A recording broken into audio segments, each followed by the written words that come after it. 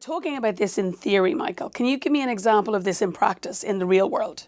One that we would all know, and I think resonates with people quite a bit, is the contrasting story between Blockbuster and Netflix. Now, certainly it's been told a lot, but really the part of the story that hasn't been told a lot is not just that Netflix disrupted Blockbuster, which is the obvious part of the story, and Blockbuster doubled down on the one-size-fits-all approach, where Netflix came out with a new sort of emergent idea. But Netflix since then has continued to iterate and agilely shift to the next thing.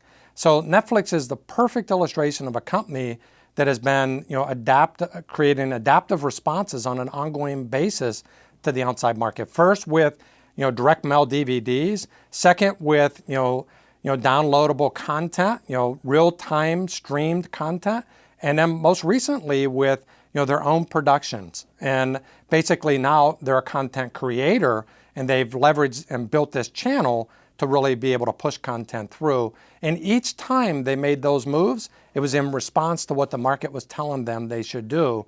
Rather than doubling down on direct DVDs by mail, which would have put them out of business by now, they continued to shift, and they continued to pay attention to the outside market on an ongoing basis.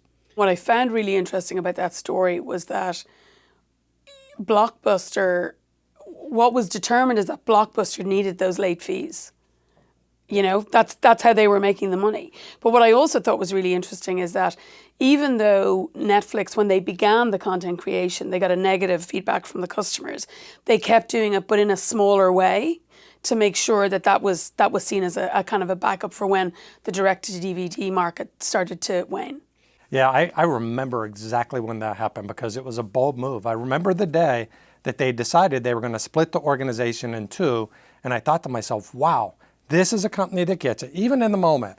And then the consumer, there was this whole backlash from the consumer in the moment, and what they did was they responded appropriately to what the consumer wanted in the moment, but they continued to press forward in much more of a, I would say, covert manner on what their core strategy was. And you can see where Netflix is today in response to that. And Reed Hastings is, he's been known for saying organizations rarely move too fast. And I think that may have been a case where they moved too fast, but they were able to pivot and shift, which again, I think is the real sort of indication of adaptive responses and catch up with what they needed to do and then give their customers what they needed.